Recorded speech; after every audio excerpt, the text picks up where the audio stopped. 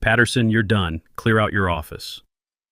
Those words hit me like a sledgehammer at 9:15 a.m. on what should have been the biggest day of my career. I'm Michael Patterson, 55 years old, and I'd just spent 18 months putting together an $850 million deal with Gulf States Petroleum. 18 months. And this kid, Austin Caldwell, 28, fresh out of Harvard with his MBA and the weight of impossible expectations from his CEO father, just fired me 1 minute before I was supposed to sign the biggest contract in Lone Star Energy Corporation's history. Let me back up a bit. I've been in the energy business for 27 years, started right after my 6-year stint in the Marines, worked my way up from field engineer to senior sales director. I know this industry inside and out, from offshore drilling rights to pipeline capacity calculations to environmental impact assessments. The kind of stuff they don't teach you in business school. Austin Caldwell was different. He was Harold Caldwell's son, yes, the CEO's son, and he'd been brought in 6 months ago as the new director of strategic operations. That's corporate speak for daddy gave me a job. But here's the thing about Austin that most people missed. He wasn't stupid. He had genuine talent, real analytical skills, and he understood modern business better than most of us old-timers. His problem wasn't incompetence, it was pressure. Harold Caldwell had built Lone Star Energy from a small Houston outfit into a $2.3 billion company over 20 years. That's a hell of a legacy for any son to live up to, especially when everyone's watching to see if you earned your position or just inherited it. Austin felt that pressure every day, and it made him desperate to prove himself quickly. "We need to disrupt the old paradigms, Patterson," he'd say in meetings, throwing around buzzwords like digital transformation and synergistic solutions. But when we talked one-on-one, away from the corporate theater, Austin would ask smart questions about reservoir engineering and regulatory compliance. The kid was learning, but he was in a hurry. The Gulf States deal started 18 months ago when I got a call from their acquisition team.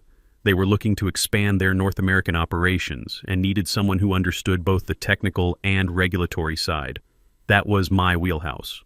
I'd been building relationships with Gulf States for over a decade, ever since my Navy buddy Jim Rodriguez introduced me to their Houston office back in 2010.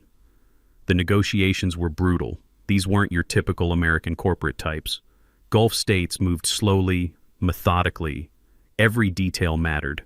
Every clause got scrutinized by 3 different legal teams. They wanted guarantees on production capacity, environmental compliance, regulatory approvals, and about 50 other technical specifications that would make most people's eyes glaze over.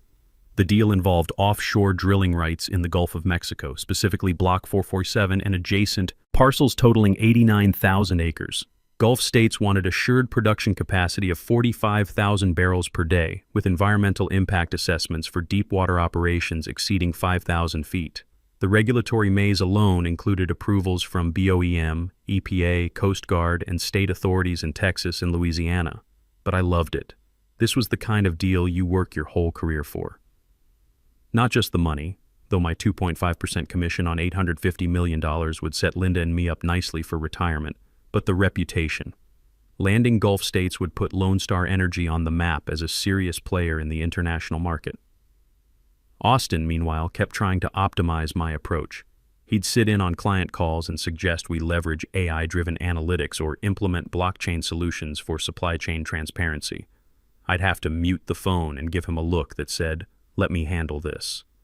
The worst part was Austin's internal pressure. Harold would ask him pointed questions in executive meetings. How's the Gulf States integration going? Are we maximizing the strategic value?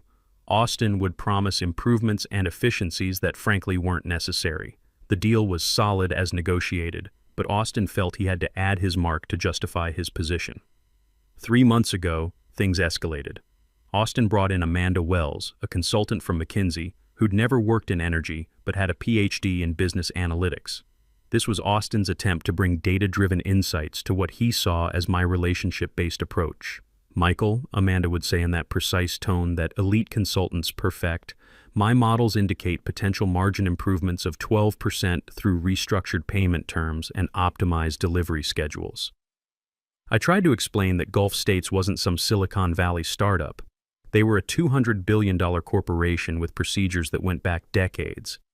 You don't just walk in and demand they change their payment systems because an algorithm suggests it. But Austin was caught between his father's expectations and Amanda's confident projections. The breaking point came 2 weeks ago. Austin scheduled a strategy review with Harold, his father, to discuss optimization opportunities in the Gulf States deal. I walked into that conference room thinking we were going to review final logistics. Instead, I found myself defending 18 months of careful work to a young executive who felt he had to prove his worth by improving everything his predecessors had built. "Dad," Austin said, and the formality felt forced, "I think we need to consider some alternative approaches here. Michael's done excellent foundational work, but there are optimization opportunities we haven't explored." Harold looked uncomfortable. He'd been CEO for 20 years and understood the value of proven relationships. But Austin was his son, fighting to establish his own credibility in a company where everyone knew his last name had gotten him in the door. The trap was closing, and I could feel it. Amanda, the consultant, jumped in with her charts and graphs, explaining how they could optimize stakeholder value by renegotiating key terms. I watched 18 months of careful relationship building get reduced to PowerPoint slides and spreadsheet models that showed impressive efficiency gains on paper, but ignored the human element that made deals like this actually work. "Michael," Harold finally said, "maybe you could work with Austin and Amanda to incorporate some of these optimization strategies." That's when I knew I was in serious trouble. In corporate speak, work with means do what they say. I was about to become a figurehead on my own deal, and Austin would get the credit for closing the biggest contract in company history. But here's the thing about having 27 years of experience in an industry where handshake agreements can be worth more than legal contracts. You learn to plan for contingencies. Back when I first started serious negotiations with Gulf States, I'd had a conversation with my lawyer buddy Pete Morrison about protecting myself if things went sideways. The conversation happened after the Chevron Texaco debacle in 2019, where a senior negotiator got pushed out 3 days before signing a major acquisition deal. The replacement couldn't close it, the deal fell apart, and the company lost $400 million in projected revenue. Pete had been the guy's attorney when he sued for wrongful termination. "Mike," Pete told me over beers at Kirby's Ice House, "these big energy deals are all about relationships and technical knowledge. Companies forget that when they get greedy or start playing politics. You need protection." That's when Pete suggested something called a key person clause with specific technical requirements. It wasn't just about designating me as important, it was about creating legitimate technical and regulatory reasons why only I could execute the final contract. The genius was in the details. Gulf States required someone with specific certifications: offshore drilling safety certification, EPA environmental compliance certification, and DOE international energy transaction approval. I had all three. Most importantly, I was the only person at Lone Star Energy who held the DOE certification for transactions exceeding $500 million with OPEC-affiliated entities. Pete drafted language that designated me as the certified primary technical liaison and regulatory compliance officer for the Gulf States contract. The clause was buried on page 47 of a 68-page agreement, written in dense legal language that looked like standard boilerplate. But it essentially said that Michael Patterson had to personally execute the final contract signing, or the entire agreement would be null and void due to regulatory non-compliance. Gulf States approved it without hesitation. Why wouldn't they? Their legal team saw it as additional protection. They were dealing with someone who had proper certifications and regulatory authority. To them, it was just good business practice. To me, it was insurance I hoped I'd never need.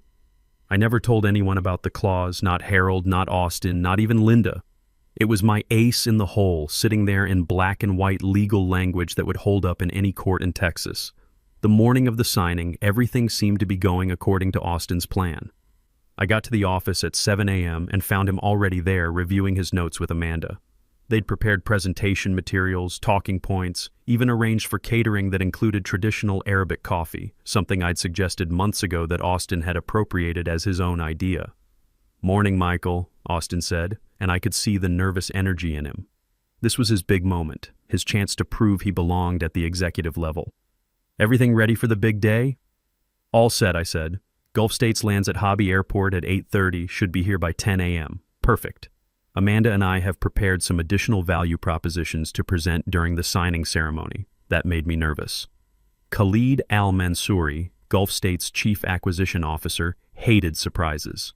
We'd spent months finalizing every detail, and now Austin wanted to spring additional value propositions on him during what was supposed to be a ceremonial signing. "Austin," I said carefully, "Khalid isn't expecting a presentation. This is just putting pen to paper. Trust me, Michael. This will show them that Lone Star Energy is thinking strategically about the partnership."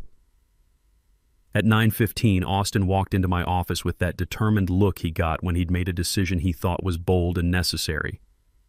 "Patterson, we need to talk." I looked up from my final preparations.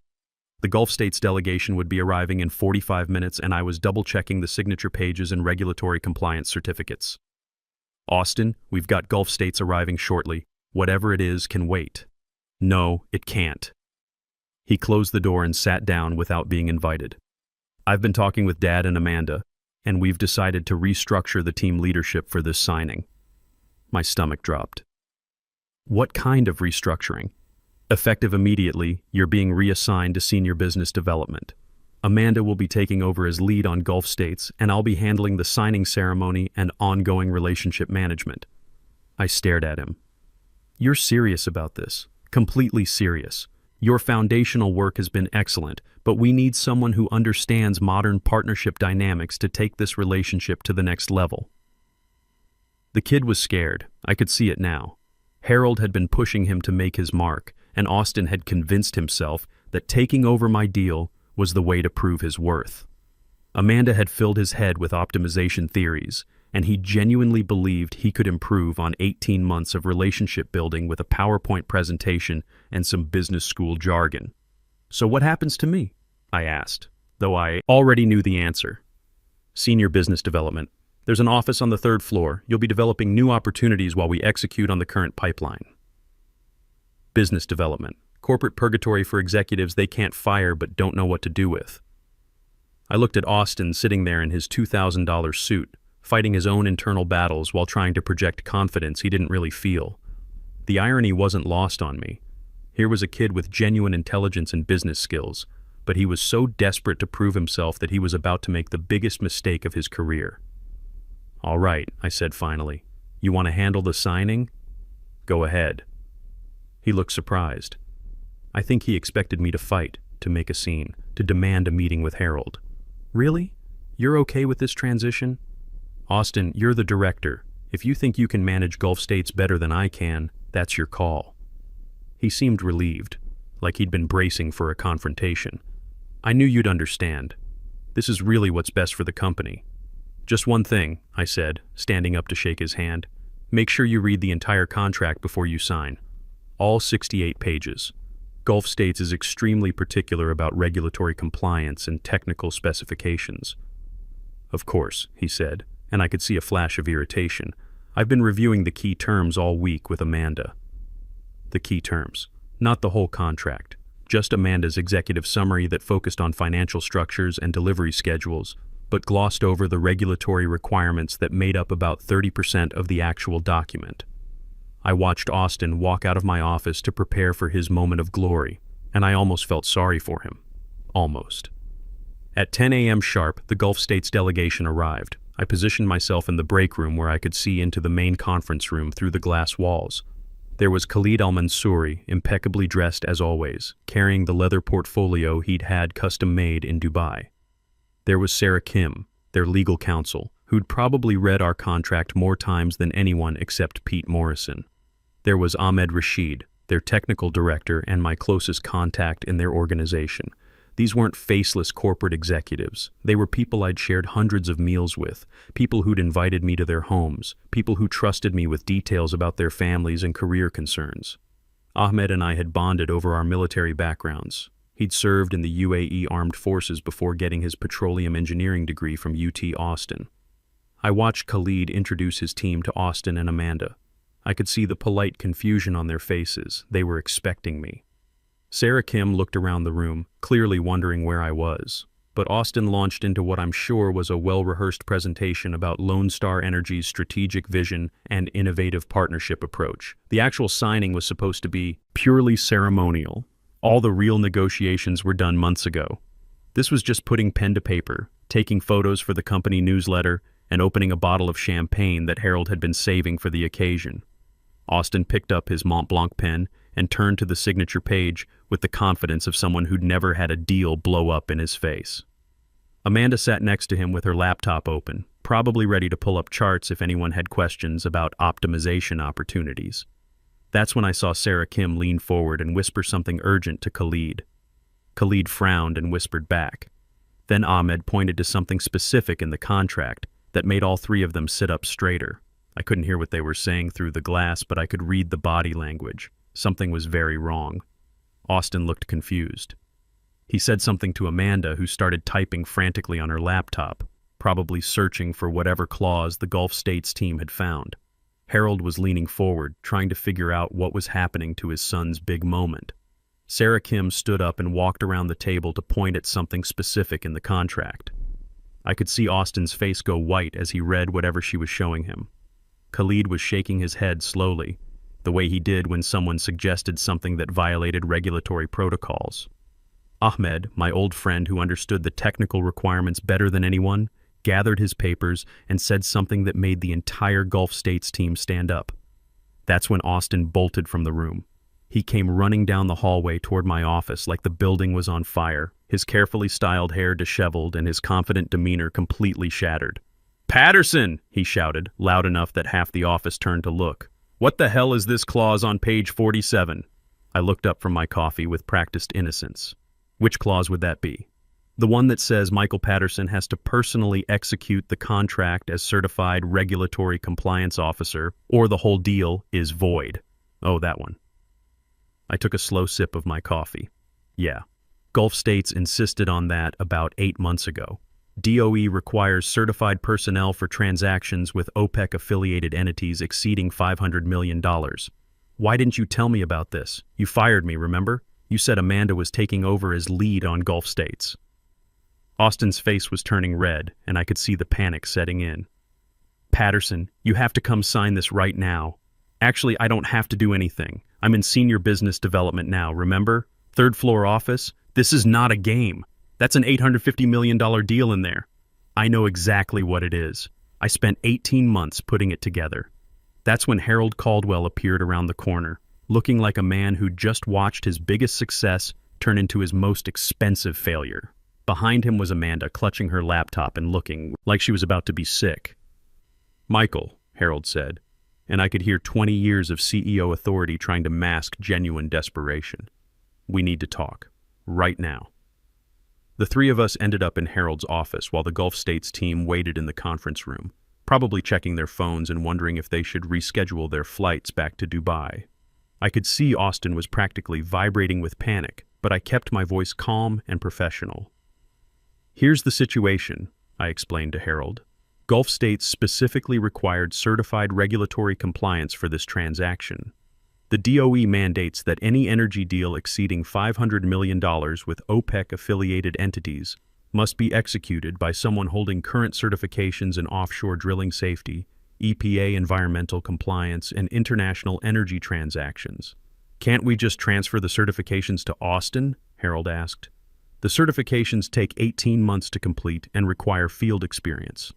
Austin would need to spend 6 months on drilling platforms, complete 200 hours of EPA coursework, and pass the DOE examination."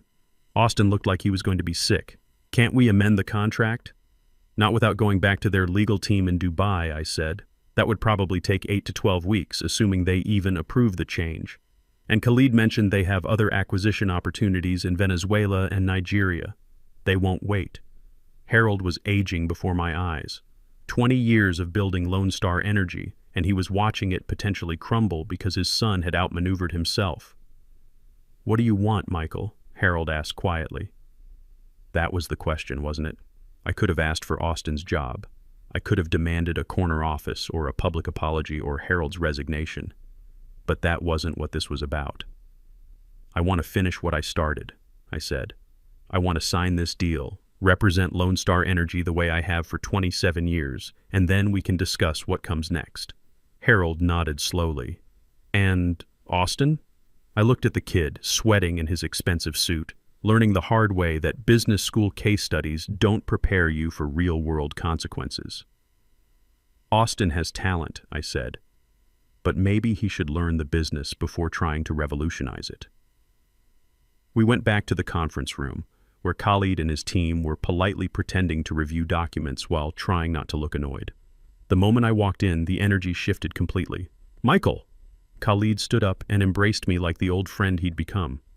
"Where have you been?" "We were concerned something had happened. Just some last-minute coordination," I said, "but I'm here now." Sarah Kim smiled for the first time all morning. "Good. We were wondering who was going to handle the regulatory filings." The signing took exactly 12 minutes. Khalid and I exchanged the kind of comfortable conversation you have with someone you've known for years.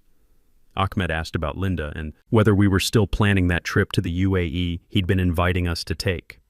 Sarah mentioned that her daughter had started at Rice University and was considering petroleum engineering. These were relationships built over years of shared problem-solving, mutual respect, and genuine friendship. You can't fake that kind of trust, and you definitely can't transfer it with a PowerPoint presentation. When Austin tried to interject with his value propositions, Khalid politely but firmly redirected the conversation back to me. "Perhaps we can discuss additional opportunities in our next quarterly review," he said diplomatically. After everyone signed and the photos were taken, Khalid pulled me aside. "Michael, what happened earlier?" The young man seemed unprepared for the technical requirements. "Growing pains," I said. "He's learning the industry." "I see. Well, perhaps in the future it would be better if you continued as our primary contact. We value experience in these matters. I think that can be arranged." The aftermath was swift and educational for everyone involved. Austin wasn't fired. Harold couldn't do that to his own son. But he was quietly moved to corporate strategy, where his analytical skills could be useful without endangering major client relationships. Amanda finished her consulting engagement and returned to McKinsey with what I'm sure was a very interesting case study about the importance of regulatory compliance in complex negotiations. Harold offered me a promotion to Senior VP of Strategic Accounts, with a compensation package that included a 15% salary increase, enhanced stock options, and a retention bonus that made my 401k look very healthy.